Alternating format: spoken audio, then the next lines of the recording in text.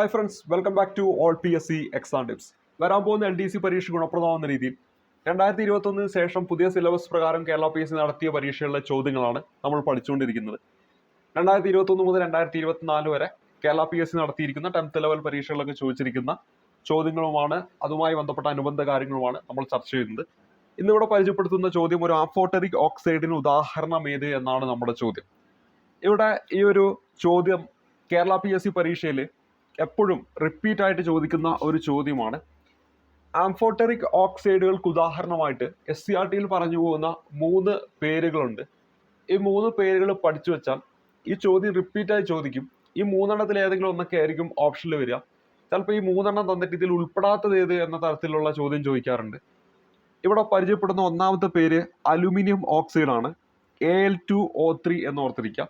ഇത് ആംഫോട്ടറിക് ഓക്സൈഡിന് ഉദാഹരണമാണ്. രണ്ടാമത്തെ പേര് നമ്മൾ പരിചയപ്പെടുന്നത് സിങ്ക് ഓക്സൈഡ് ആണ്.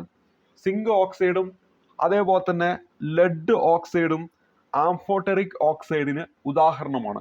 ആംഫോട്ടറിക് ഓക്സൈഡുകൾക്ക് ഉദാഹരണമാണ് aluminium oxide, zinc oxide, lead oxide എന്നീ കാര്യങ്ങൾ ഓർത്തിരിക്കുക.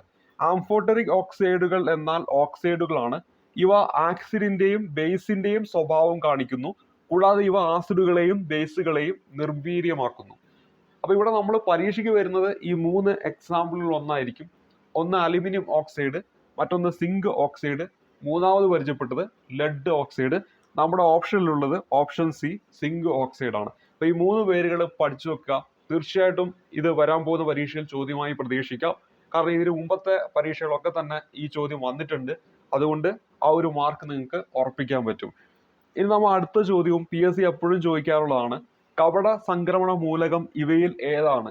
ഇവിടെ നമ്മൾ 3 മൂലകത്തിന്റെ പേര് നമ്മൾ പഠിച്ചു വെച്ച് കഴിഞ്ഞാൽ ഈ ഒരു ഭാഗത്ത് നിന്ന് ഇത് റിപ്പീറ്റ് ആയിട്ട് ചോദ്യങ്ങൾ വരും. അപ്പൊ ഇനി പരിചയപ്പെടുന്ന ഈ 3 മൂലകങ്ങളിൽ ഏതെങ്കിലും ഒന്നായിരിക്കും ഓപ്ഷനിൽ വരിക. അല്ലെങ്കിൽ ഈ 3 മൂലകങ്ങൾ 3 ഓപ്ഷനിലായിട്ട് തന്നിട്ട് കപട സംക്രമണ മൂലകത്തിൽ പെടാത്തത് ഏത് എന്ന ചോദ്യവും നമുക്ക് പ്രതീക്ഷിക്കാം.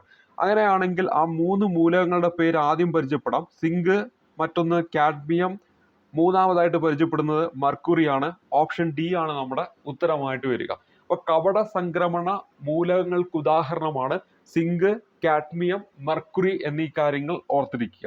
കപട സംക്രമണ മൂലകങ്ങൾക്ക് ഉദാഹരണമാണ് സിങ്ക്, കാഡ്മിയം, മർക്കുറി എന്നീ 3 മൂലകങ്ങളുടെ പേര് പഠിച്ചു വെക്കുക. ഇതിലൊന്നായിരിക്കും ഓപ്ഷനിൽ ഉണ്ടായിരിക്കുക. ഇനി അടുത്ത ചോദ്യത്തിലേക്ക് വരാം. ഇവിടെ ഒരു ഗ്രാഫ് തന്നിട്ടുണ്ട്. ഇത് ഏത് വാതക നിയമത്തെയാണ് സൂചിപ്പിക്കുന്നത് എന്നതാണ് നമ്മുടെ ചോദ്യം. ഇവിടെ നമുക്ക് ഉത്തരമായിട്ട് വരുന്നത് ഓപ്ഷൻ എ ആണ്, ബോയിൽ നിയമമാണ്. ബോയിൽ നിയമവുമായി ബന്ധപ്പെട്ട ഗ്രാഫാണ് ഇവിടെ നൽകിയിരിക്കുന്നത്. എന്താണ് ബോയിൽ നിയമം എന്നുള്ള കാര്യം നമുക്കറിയാം. ബോയിൽ നിയമം എന്ന് പറഞ്ഞിട്ടുണ്ടെങ്കിൽ താപനില സ്ഥിരമായിരിക്കുമ്പോൾ അപ്പൊ ഇവിടെ ഏതാണ് കോൺസ്റ്റന്റ് ആക്കി വെച്ചിരിക്കുന്നത്? താപനിലയാണ് കോൺസ്റ്റന്റ് ആക്കി വെച്ചിരിക്കുന്നത്. ഈ സമയത്ത് ഒരു നിശ്ചിത മാസ് വാതകത്തിന്റെ വ്യാപ്തവും അതേപോലെ തന്നെ മർദ്ദവും എന്തായിരിക്കും? വിപരീത അനുപാതത്തിലായിരിക്കും എന്നാണ് പറയുന്നത്. അപ്പൊ ഇവിടെ നമ്മുടെ ബോയിൽ നിയമം എന്താണെന്ന് പരിചയപ്പെട്ടു. താപനില അവിടെ കോൺസ്റ്റന്റ് ആണ്. ഈ ഒരു സമയത്ത് വോളിയവും അതേപോലെ തന്നെ മർദ്ദവും തമ്മിലുള്ള ബന്ധം എന്ന് പറയുന്നത് വിപരീത അനുപാതത്തിലാണെന്ന കാര്യം ഓർത്തിരിക്കുക.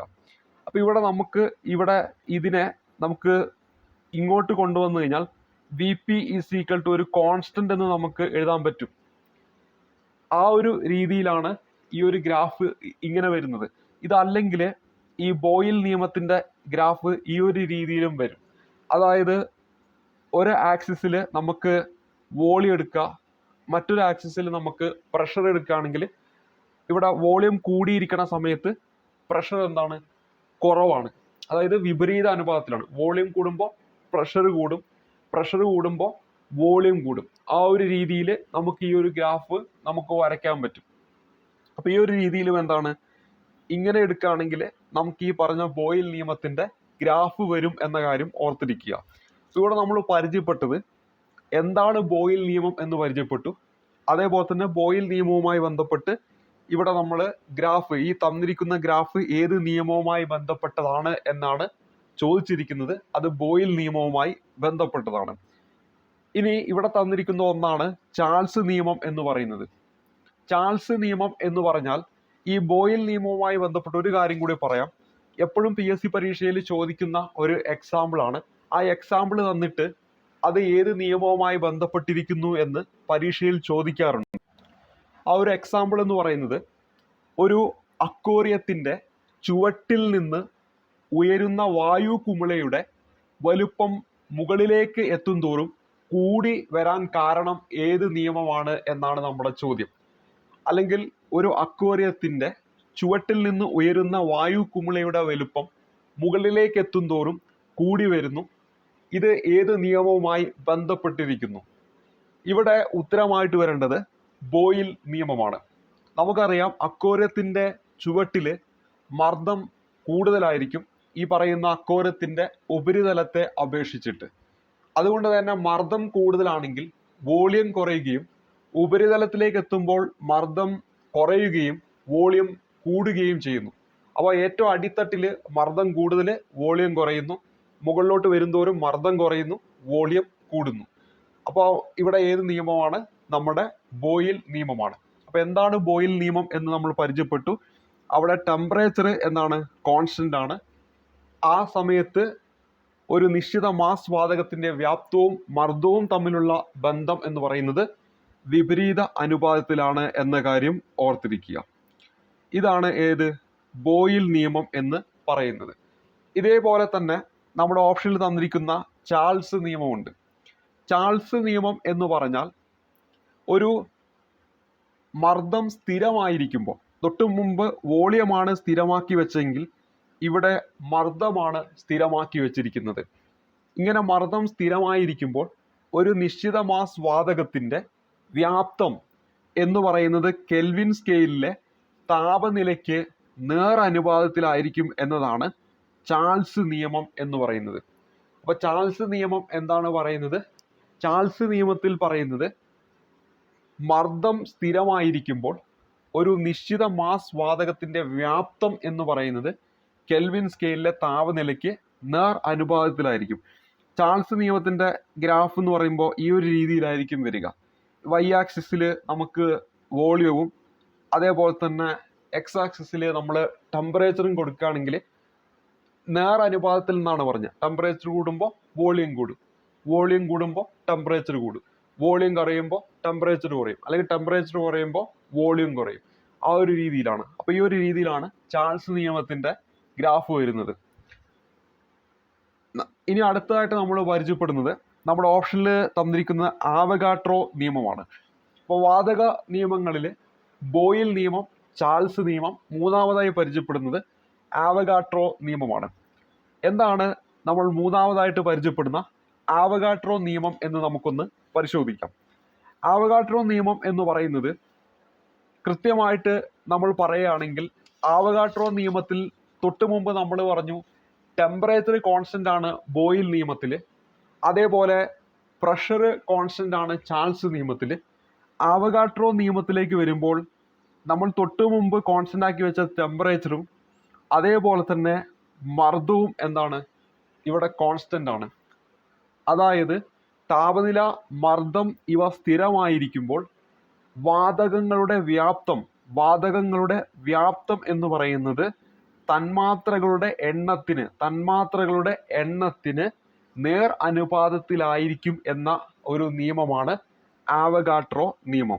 അപ്പോൾ ഇവിടെ വോളിയവും മർദ്ദവും തമ്മിലുള്ള ബന്ധം കുറിക്കുന്നു ബോയിൽ നിയമം, വോളിയവും ടെമ്പറേച്ചറും തമ്മിലുള്ള ബന്ധം കുറിക്കുന്നു ചാൾസ് നിയമം, വോളിയവും തന്മാത്രകളുടെ എണ്ണവും തമ്മിലുള്ള ബന്ധം കുറിക്കുന്നു ആവഗാട്രോ നിയമം.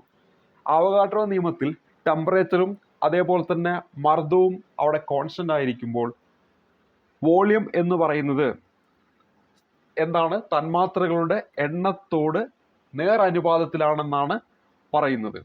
ഇവിടെയും നമ്മൾ ഗ്രാഫ് വരയ്ക്കുകയാണെങ്കിൽ നമ്മുടെ നേരത്തെ കണ്ട പോലെ തന്നെ ആ ഒരു ഗ്രാഫ് തന്നെയാണ് കിട്ടുക. Y ആക്സിസിൽ വിയും തന്മാത്രകളുടെ എണ്ണം X ആക്സിസിലും എടുത്താൽ വോളിയം കൂടുമ്പോൾ തന്മാത്രകളുടെ എണ്ണം കൂടും, അല്ലെങ്കിൽ തന്മാത്രകളുടെ എണ്ണം കൂടുമ്പോൾ വോളിയം കൂടും. അപ്പോൾ ഈ ഒരു രീതി തന്നെയാണ് ആവഗാട്രോ നിയമത്തിലും നമുക്ക് എന്ത് ലഭിക്കുന്നത്?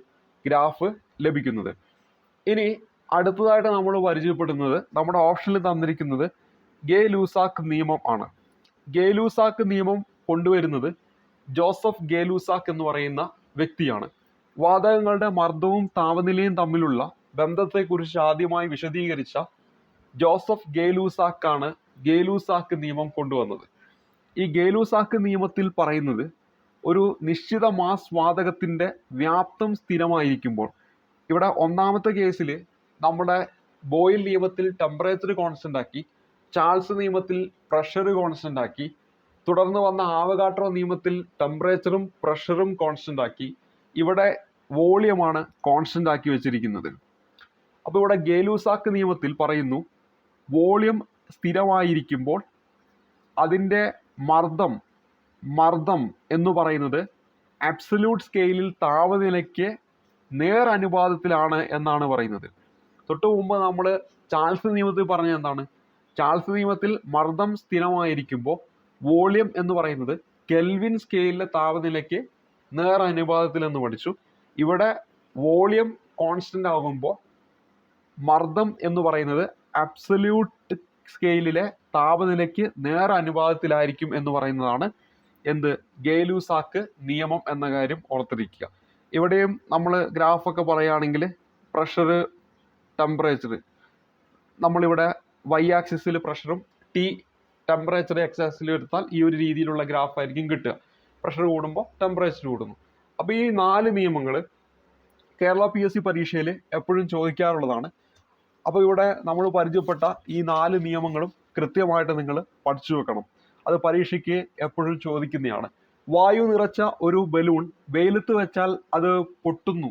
അതിന് കാരണം ഏത് നിയമമാണ് എന്ന് ചോദിച്ചാൽ അവിടെ PSC എപ്പോഴും ചോദിക്കുന്നതാണ്.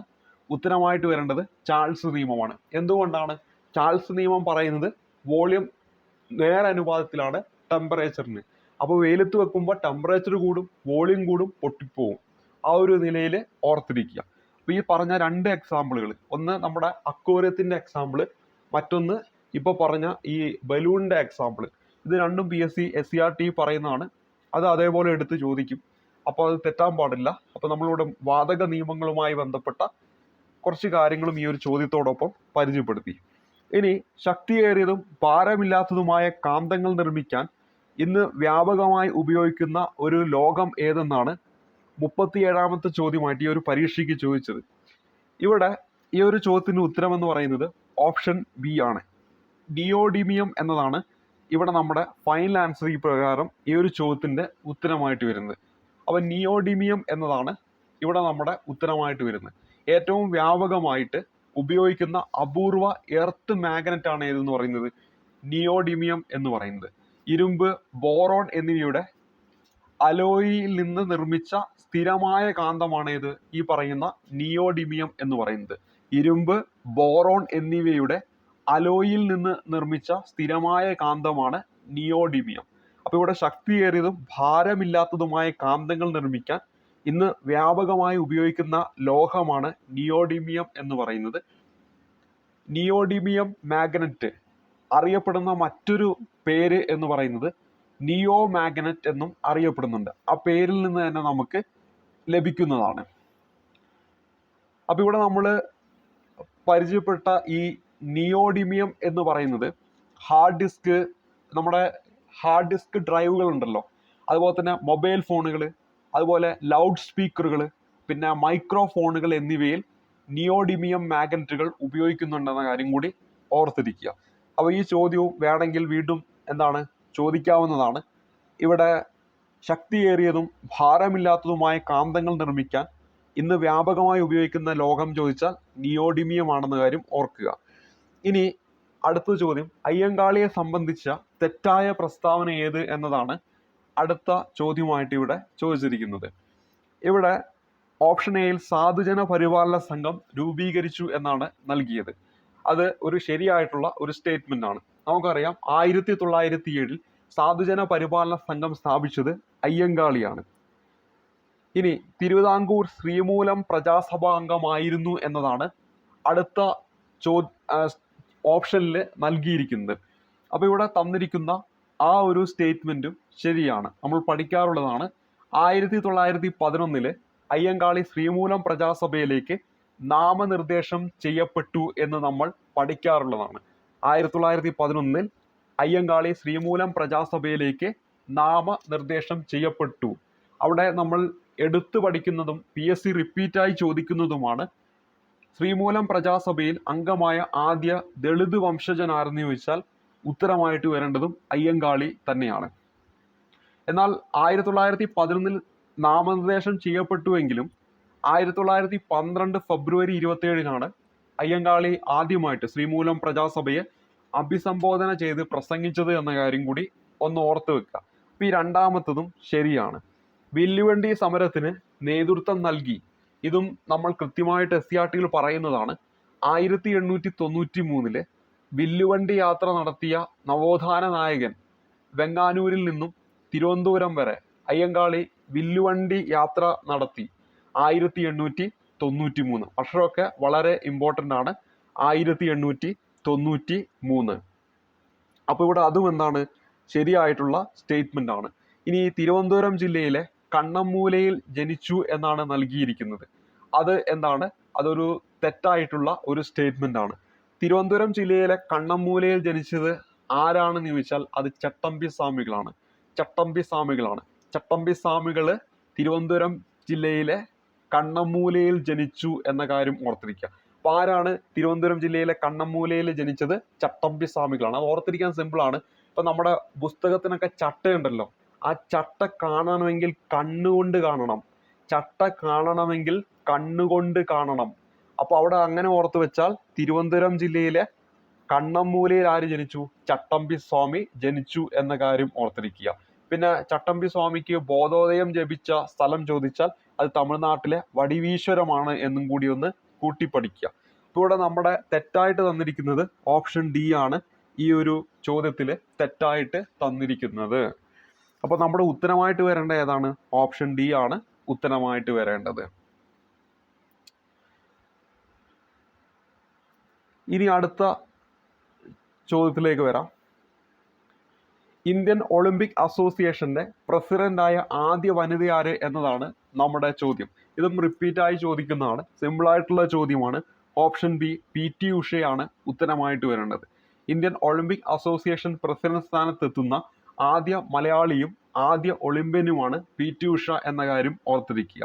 ഒളിമ്പിക്സ് ഫൈനലിൽ എത്തിയ ആദ്യ ഇന്ത്യൻ വനിത ആരെന്ന് ചോദിച്ചാൽ അത് PT ഉഷയാണ്. 1984 ലോസ് ഏഞ്ചൽസിൽ വെച്ച് നടന്ന ഒളിമ്പിക്സിലാണ് PT ഉഷ ഒളിമ്പിക്സ് ഫൈനലിൽ എത്തുന്നത്. അവിടെ വളരെ ചെറിയൊരു വ്യത്യാസത്തിനാണ് PT ഉഷയ്ക്ക് എന്താണ് 3-ാം സ്ഥാനം അല്ലെങ്കിൽ വെങ്കല മെഡൽ നഷ്ടമാകുന്നത് എന്നൊക്കെ നമ്മൾ പഠിച്ചിട്ടുണ്ട്. എന്നാൽ PT ഉഷ ആദ്യമായിട്ട് ഒളിമ്പിക്സിൽ പങ്കെടുക്കുന്നത് 1980 അത് മോസ്കോയിൽ വെച്ച് നടന്ന ഒളിമ്പിക്സ് ആണ്. PT ഉഷയുടെ ആത്മകഥയാണ് ഗോൾഡൻ ഗേൾ എന്ന് നമ്മൾ പഠിക്കാറുണ്ട്. ഗോൾഡൻ ഗേൾ എന്ന് പറയുന്നത് PT ഉഷയുടെ ആത്മകഥയാണ്. ഇന്ത്യൻ ട്രാക്കുകളുടെയും മൈതാനങ്ങളുടെയും റാണി എന്നറിയപ്പെടുന്നതും പയ്യോളി എക്സ്പ്രസ് എന്നും ഗോൾഡൻ ഗേൾ എന്നറിയപ്പെടുന്നതും PT ഉഷയാണെന്ന കാര്യം ഓർത്തിരിക്കുക. നമ്മൾ തൊട്ടു മുമ്പ് പരിചയപ്പെട്ടു ഒളിമ്പിക്സ് ഫൈനലിൽ എത്തിയ ആദ്യ ഇന്ത്യൻ വനിത അത് ആരാണ്? PT ഉഷയാണെന്ന് നമ്മൾ പരിചയപ്പെട്ടു. എന്നാൽ ഓർത്തിരിക്കുക, കോമൺവെൽത്ത് ഗെയിംസിൽ അത്ലറ്റിക്സിൽ മെഡൽ നേടിയ ആദ്യ ഇന്ത്യൻ വനിത ആരെന്ന് ചോദിച്ചാൽ അത് അഞ്ജു ബേബി ജോർജ് ആണെന്ന കാര്യം ഓർത്തിരിക്കണം. കോമൺവെൽത്ത് ഗെയിംസിൽ അത്ലറ്റിക് ഇനത്തില് മെഡൽ നേടിയ ആദ്യ ഇന്ത്യൻ വനിത മലയാളിയായ അഞ്ജു ബേബി ജോർജ് ആണ്. പിന്നെ ഒളിമ്പിക്സിന്റെ സെമി ഫൈനലിൽ എത്തിയ ആദ്യ മലയാളി വെച്ച സൈനി വിൽസൺ ആണ്. അതും ഈ 84 മോസ്കോ ഒളിമ്പിക്സിൽ ലോസ് ഏഞ്ചൽസിൽ വെച്ച് നടന്ന ഒളിമ്പിക്സിൽ തന്നെയാണ്. അത് ഓർത്തിരിക്കുക. ഇനി 2024 പാരീസ് ഒളിമ്പിക്സിൽ ചോദിക്കാവുന്ന വളരെ പ്രധാനപ്പെട്ട ഒരു ചോദ്യമാണ്. 2024 പാരീസ് ഒളിമ്പിക്സിൽ മികച്ച പ്രകടനം നടത്താൻ ഇന്ത്യൻ താരങ്ങളെ ഒരുക്കുന്നതിന് മേൽനോട്ടം വഹിക്കുന്ന മിഷൻ ഒളിമ്പിക് സെല്ലിൽ ഉൾപ്പെട്ട മുൻ മലയാളി അത്ലറ്റിക് താരം ആരെന്ന് ചോദിച്ചാലും അഞ്ജു ബേബി ജോർജ് ആണെന്ന കാര്യം ഓർത്തിരിക്കുക. അത്ലറ്റിക് ഫെഡറേഷൻ ഓഫ് ഇന്ത്യയുടെ സീനിയർ വൈസ് പ്രസിഡന്റായി ചുമതലയേറ്റ മലയാളി ആരെന്ന് ചോദിച്ചാലും നമ്മുടെ അഞ്ജു ബേബി ജോർജ് ആണ്. തൊട്ടു മുമ്പ് നമ്മൾ എന്താ പഠിച്ച ഇന്ത്യൻ ഒളിമ്പിക് അസോസിയേഷൻ പ്രസിഡന്റ് സ്ഥാനത്ത് എത്തുന്ന ആദ്യ മലയാളി PT ഉഷ. അതേസമയത്ത് അത്ലറ്റിക് ഫെഡറേഷൻ ഓഫ് ഇന്ത്യയുടെ സീനിയർ വൈസ് പ്രസിഡന്റ് ആയിട്ട് ചുമതലയേറ്റ മലയാളി അത് അഞ്ജു ബേബി ജോർജ്. അപ്പോൾ അതും ചോദിക്കാൻ സാധ്യതയുള്ള ഒരു ചോദ്യമാണ്.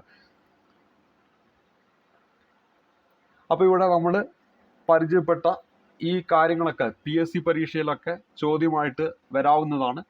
അതുകൊണ്ട് നല്ല രീതിയിൽ ഇത് പഠിച്ചു വെക്കണം. ഇനി നമ്മുടെ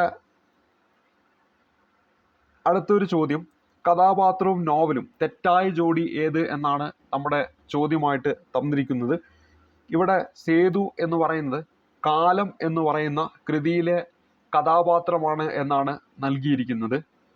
നമുക്കറിയാം MTയുടെ കൃതിയാണ് കാലം എന്ന് പറയുന്നത്, പഠിച്ചു വെക്കുക. അപ്പോൾ അതിലെ ഒരു കഥാപാത്രമാണ് സേതു, അത് ശരിയാണ്. രവി എന്ന് പറയുന്നത് ഖസാക്കിൻ്റെ ഇതിഹാസത്തിലെ കഥാപാത്രമാണ് എന്നാണ് കൊടുത്തിരിക്കുന്നത്. ഇതും നമ്മൾ പണ്ട് മുതലേ നമ്മൾ പഠിക്കാറുള്ളതാണ്. ഖസാക്കിൻ്റെ ഇതിഹാസത്തിലെ 2 കഥാപാത്രങ്ങളാണ് രവിയും അപ്പുക്കിളിയും. OV വിജയൻ്റെ പ്രസിദ്ധമായിട്ടുള്ള കൃതിയാണ് ഖസാക്കിൻ്റെ ഇതിഹാസം. രവിയും അപ്പുക്കിളിയും എത്രയോ തവണ PSC ചോദിച്ചതാണ്. അപ്പോൾ അതും ശരി തന്നെയാണ്. സുഹറ എന്ന് പറയുന്നത് എൻ്റെ ഉപ്പാപ്പയ്ക്കൊരു ആനയുണ്ടായിരുന്നു എന്ന കൃതിയിലെ കഥാപാത്രമാണെന്നാണ് ഇവിടെ ഓപ്ഷൻ സിയിൽ കൊടുത്തിരിക്കുന്നത്. അപ്പോൾ അവിടെ അത് ഒരു തെറ്റായിട്ടുള്ള ഒരു ഇതാണ് കൊടുത്തിരിക്കുന്നത്. വൈക്കം മുഹമ്മദ് ബഷീർ എന്ന വ്യക്തിയുടെ ആ ഒരു കഥാകാരൻ്റെ ഏറ്റവും പ്രധാനപ്പെട്ട കൃതികളിൽ ഒന്നായ ബാല്യകാല സഖി എന്ന് പറയുന്ന മലയാളികളൊക്കെ നെഞ്ചിലേറ്റിയ കൃതിയിലെ കഥാപാത്രങ്ങളാണ് മജീദും സുഹറയും. ഇവിടെ എൻ്റെ ഉപ്പാപ്പയ്ക്ക് ഒരു ആനയുണ്ടായിരുന്നു എന്ന് പറയുന്ന ആ ഒരു കൃതി രചിച്ചതും ആര് തന്നെയാണ്? വൈക്കം മുഹമ്മദ് ബഷീർ തന്നെയാണ്. അതിലെ പ്രധാനപ്പെട്ട 2 കഥാപാത്രങ്ങളാണ് കുഞ്ഞുപാത്തുമ്മയും നിസാർ അഹമ്മദും. അപ്പോൾ ഇവിടെ നമ്മൾ ചർച്ച ചെയ്യുന്നത് ഈ തന്നിരിക്കുന്ന ഓപ്ഷൻ സി എന്താണ്, തെറ്റാണ് എന്ന നിഗമനത്തിലേക്കാണ് എത്തിച്ചേരുന്നത്. ഒരിക്കൽ കൂടി റിപ്പീറ്റ് ചെയ്യാം. ബാല്യകാല സഖി എന്ന വൈക്കം മുഹമ്മദ് ബഷീറിൻ്റെ കൃതിയിലെ 2 കഥാപാത്രങ്ങളാണ് മജീദും സുഹറയും. അപ്പോൾ ഇവിടെ സുഹറ എന്ന് പറയുന്നത് ബഷീറിൻ്റെ ബാല്യകാല സഖി എന്ന ആ ഒരു കൃതിയിലെ കഥാപാത്രമാണ്. എൻ്റെ ഉപ്പാപ്പയ്ക്ക് ഒരു ആനയുണ്ടായിരുന്നു എന്നതും വൈക്കം മുഹമ്മദ് ബഷീറിൻ്റെ വളരെ പ്രസിദ്ധമായിട്ടുള്ള കൃതിയാണ്. അതിൽ കുഞ്ഞുപാത്തുമ്മ എന്നും നിസാർ അഹമ്മദ് എന്നീ 2 കഥാപാത്രങ്ങൾ ഓർത്തിരിക്കുക. ഓടയിൽ നിന്ന് എന്ന കൃതിയിലെ കഥാപാത്രമാണ് പപ്പു എന്ന് പറയുന്നത്. നമുക്കറിയാം P കേശവദേവ് രചിച്ച വളരെ പ്രസിദ്ധമായിട്ടുള്ള സിനിമയൊക്കെ ആയിട്ടുള്ള ഒരു കൃതിയാണ് ഓടയിൽ നിന്ന്. അത് പപ്പു ആണ് അതിലൊരു പ്രധാനപ്പെട്ട കഥാപാത്രം. അപ്പോൾ പപ്പു എന്താണ്, ഓടയിൽ നിന്ന് എന്ന ആ ഒരു കൃതിയിലെ കഥാപാത്രം ആര് രചിച്ചു? അത് രചിച്ചത് P കേശവദേവ് ആണെന്ന കാര്യം ഓർത്തിരിക്കുക. ഇത്തരത്തിൽ PSC പരീക്ഷയിൽ ഈ ഇടയ്ക്ക് ചോദിച്ച ഒരു കഥാപാത്രത്തിൻ്റെ പേരാണ് ഓമൻജി എന്ന് പറയുന്ന കഥാപാത്രം. ഓമൻജി എന്ന് പറയുന്ന കഥാപാത്രം ഏത് കൃതിയിലെ കഥാപാത്രമാണ്? SK പൊറ്റക്കാടിൻ്റെ ഒരു തെരുവിൻ്റെ കഥ എന്ന കൃതിയിലെ കഥാപാത്രമാണ് ഓമൻജി എന്ന കാര്യം ഓർത്തിരിക്കുക. ചങ്ങമ്പുഴയുടെ രമണൻ എന്ന കൃതിയിലെ 2 കഥാപാത്രമാണ് ചന്ദ്രികയും അതേപോലെ തന്നെ മദനനും. ചന്ദ്രികയും മദനനും രമണൻ എന്ന ചങ്ങമ്പുഴയുടെ കൃതിയിലെ കഥാപാത്രമാണെന്ന കാര്യം ഓർത്തിരിക്കുക. മണ്ടൻ മൂത്താപ്പ എന്ന കഥാപാത്രം ഏത് കൃതിയിലേതാണെന്ന് പരീക്ഷകളിൽ ചോദിച്ചിട്ടുണ്ട്. മണ്ടൻ മൂത്താപ്പ എന്ന കഥാപാത്രം വൈക്കം മുഹമ്മദ് ബഷീറിൻ്റെ മുച്ചീട്ടുകളിക്കാരൻ്റെ മക്കൾ എന്ന് പറയുന്ന മുച്ചീട്ടുകളിക്കാരൻ്റെ മകൾ എന്ന് പറയുന്ന കൃതിയിലെ കഥാപാത്രമാണ്.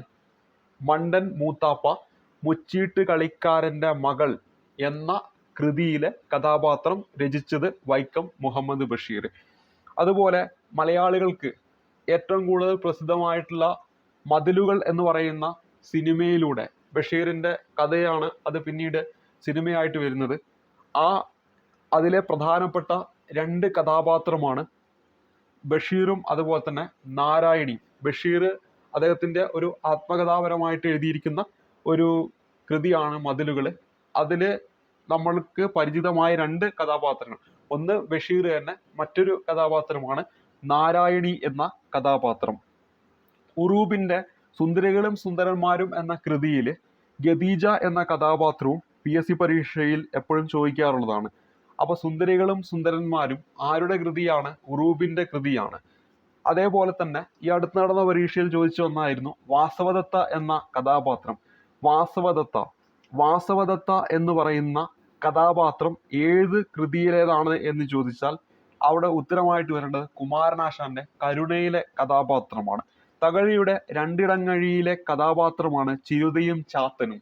ചിരുത, ചാത്തൻ എന്നിവ, ചിരുത അതുപോലെ തന്നെ ചാത്തൻ എന്നീ കഥാപാത്രങ്ങൾ തകഴിയുടെ രണ്ടിടങ്ങഴി എന്ന കൃതിയിലെ കഥാപാത്രമാണ്. ഇവിടെ പരീക്ഷയിലൊക്കെ ചോദിച്ചു കണ്ടിട്ടുള്ള കുറച്ച് കൃതി, അതിലെ കഥാപാത്രങ്ങൾ, അതിൻ്റെ രചയിതാവ്, ഇതാണ് നമ്മളിവിടെ ഒന്ന് പറഞ്ഞു പോയത്. ഇവിടെ ഓരോ ചോദ്യങ്ങളും നിങ്ങൾ കാണുമ്പോൾ ആ ചോദ്യങ്ങൾ വരാൻ പോകുന്ന പരീക്ഷകളിൽ അതുമായി ബന്ധപ്പെട്ട കാര്യങ്ങൾ ചോദിക്കുമെന്ന ധാരണയിൽ വേണം കാണാനായിട്ട്. ഇനിയുള്ള കുറച്ച് സമയങ്ങളിൽ നമ്മൾ പ്രീവിയസ് ക്വസ്റ്റ്യൻ പേപ്പർ ബേസ് ചെയ്തുകൊണ്ട് ഇപ്പോൾ ഇവിടെ കഥാപാത്രവുമായി ബന്ധപ്പെട്ട് കലാസാഹിത്യം ആ ഒരു മേഖലയുമായി ബന്ധപ്പെട്ട് വന്നിരിക്കുന്ന ചോദ്യമാണ്. അപ്പോൾ എന്തായാലും കേരള PSC പരീക്ഷകളിൽ കഥാപാത്രവുമായി ബന്ധപ്പെട്ടുള്ള ഒരു ചോദ്യം വരാൻ പോകുന്ന LDCയിൽ നമുക്ക് പ്രതീക്ഷിക്കാം. അതുകൊണ്ട് തന്നെ ആ ഒരു മേഖല തീർച്ചയായിട്ടും നിങ്ങൾ പഠിച്ചു വെക്കാൻ വേണ്ടി ശ്രമിക്കുക. അത്തരത്തിൽ പ്രീവിയസ് ക്വസ്റ്റ്യൻ പേപ്പറിൽ ഓരോ ചോദ്യങ്ങളും വിശകലനം ചെയ്ത് അത് ഏത് മേഖലയിൽ നിന്നാണ് വന്നിരിക്കുന്നതെന്ന് മനസ്സിലാക്കി ആ മേഖലകൾ പഠിക്കാൻ വേണ്ടി ശ്രമിക്കുക. അപ്പോൾ തീർച്ചയായിട്ടും വരാൻ പോകുന്ന പരീക്ഷയ്ക്ക് അത് ഇനിയുള്ള ദിവസങ്ങളിൽ ഗുണപ്രദമായിരിക്കും എന്ന് പറഞ്ഞുകൊണ്ട് ഈ ക്ലാസ് അവസാനിപ്പിക്കുകയാണ്. ഇവിടെ ഇന്നത്തെ ക്ലാസ്സിൽ പരിചയപ്പെടുത്തിയ കാര്യങ്ങൾക്ക് ഗുണപ്രദമായിരിക്കും എന്ന് വിശ്വസിക്കുന്നു. ഒരു റിവിഷൻ എന്ന രീതിയിൽ നിങ്ങൾക്ക് ഗുണപ്രദമായിരിക്കുന്നു, എന്തെങ്കിലും പുതിയ പോയിന്റ് ഒക്കെ കിട്ടിയിട്ടുണ്ടാകുമെന്ന് വിശ്വസിച്ചുകൊണ്ട് ക്ലാസ് അവസാനിപ്പിക്കുന്നു. നന്ദി, നമസ്കാരം.